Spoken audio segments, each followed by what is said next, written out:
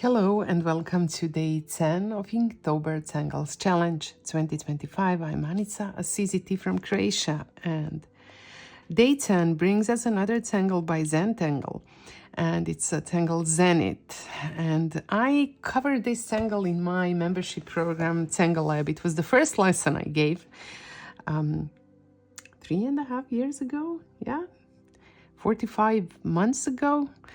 And I love it and I magnified it. And I'm thinking about doing the same here because it's basically like a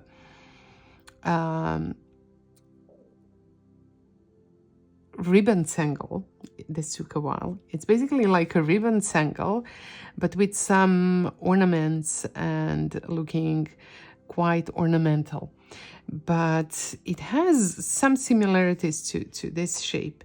So the string actually, or the basic ribbon actually looks like this. So you start with these C shapes that are connected together. And then you do the same on the opposite side. Okay, I wasn't doing the best with the proportions here. Anyway, you get the point. It's like these basically seed shapes that are connected like this. Maybe it's even easier to draw it like this. And then after that you add embellishments to them, specifically these triangles on top, then an aura line, and then orbs. And you can place those orbs, in any way you want. And the same thing on the opposite side. But I'm thinking maybe two of them, and because this is kind of similar to what I already have here, I'm thinking about placing these, using the shape that I already do have here. So let's just try to do it. Somewhere in the middle of these two, I will do this and this from this side, right? So I have these two C shapes. And then I will add these seed shapes. So those were C shapes. And now I'm doing the seed shapes. And it doesn't matter that these are a little bit, turned towards let's say the bottom side here. So I didn't do these two. Instead, these side ones are a little bit drooping, but it's just, a variation that right now I think will fit into my tile as it is. And then I will do what they propose. So this top part, it's like a reverse V, and I'm drawing these lines like a little bit curved, which is not the way that the step outs show, but that's fine. And then I will draw an aura line around this.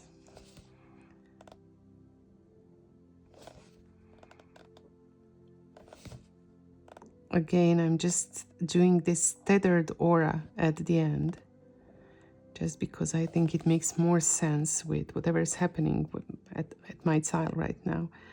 And I think I will do this shape on the opposite side as well. But I'm thinking maybe the aura line doesn't really make sense, or let's do it. I can always ink in the whole space if I feel like it wasn't the best decision. So drawing the aura line and then inking in just to make the shape stand out more. And then deciding if I want to add these orbs and where I want to add them. I think I will, because if I place them here, it will just be very long and maybe even awkward. I'm thinking about doing it like this. So it's almost like there's an aura or an orb with a part that's hidden behind, which I'm fine with. but you definitely don't need to do it like this. And then maybe, you know, you can nest some smaller orbs inside, but it's just, you know, different options, and you can definitely choose which one suits you better or which version you like more, and maybe even make a tangulation of it, which is a variation of a tangle. I think now here what I'm doing is more like differences in style and little details. And then another aura line, and I think I will again create a tethered aura that finally just touches the last one that I have here. Oops. Rotate your tile when you create auras. Just make it as easy for your hands as possible. It will be easier to be precise as well if you just hold your hand at the same place and you don't rotate your hand, but you rotate this little piece of paper you're working on. And now the question is what to add, or whether I will add something here. And I think I will add something, and I think it will be a nice fit with these almost like seed-shaped gems that I already added. And of course a little bit of rounding, because every tangle deserves a little bit of love, and rounding is the greatest form of love. In my weird Zentangle world. Doesn't have to be like that in yours, but it's just what I like to do. It just kind of transforms the whole thing. Look at this. I love it. I love it. So this is my kind of version of Zenith. I'm sorry, never sure how to pronounce it, but I even Googled for the pronunciation and it said Zenith. So this is my version, and I think I will do the same in these Zen gems, the thing that I did here. So I will add some color in them, again with my little palette, with a little bit of this blue color. And then I need my brush. And again, I'm rotating my paper just so that it's easier for me. You can see how I'm trying to add more of this dark color, and then I will wipe away the tip of my brush and just kind of blend it towards the top with less color, possibly, or, you know.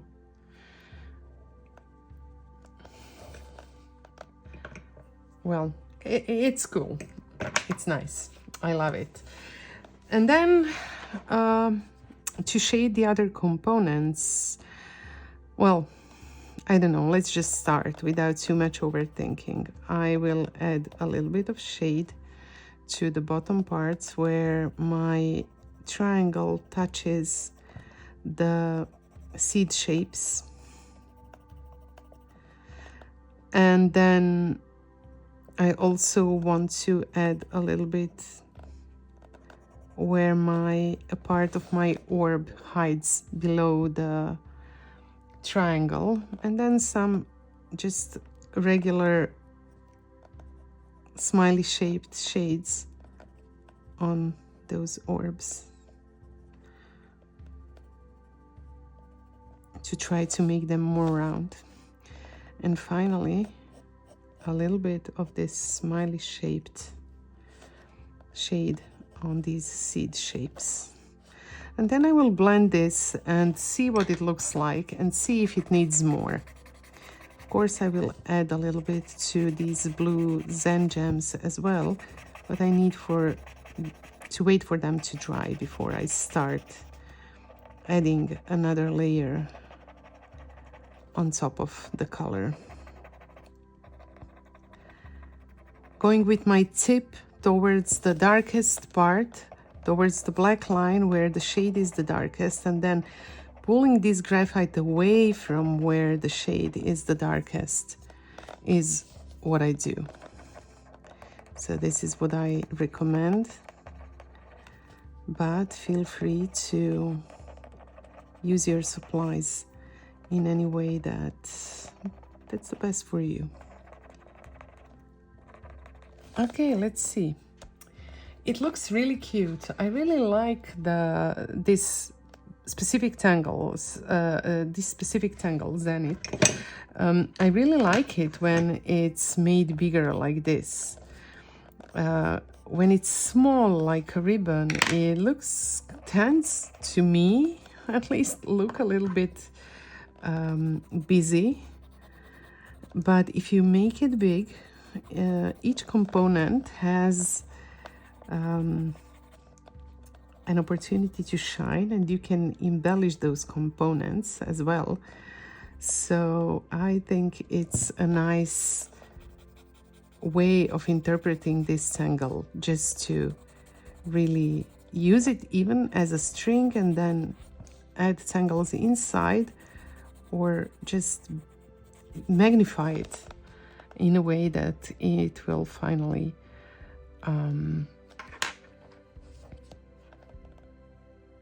look big enough to place the shades and highlights into these components, like I did here. Feel free not to like it though. Perhaps it's just too much for somebody else, which is fine. We don't all need to like the same things. A little bit of shade below these triangles. And yeah, I still have the white jelly roll that I will use on some of these auras, and I will use it specifically in the auras that are kind of turned toward the top of my tile. Not everywhere. Just several of these places, and then of course these dots in the places where my highlights are the lightest or brightest, or at least where I want my highlights to be the brightest. And finally, I think that my blue shapes are now dry, so I can add a little bit of shade, like almost a smiley shape, but not so curved like it would be if it was an orb, you know. Just you have to adapt it to whatever the shape is. And then finally some more white gel pen.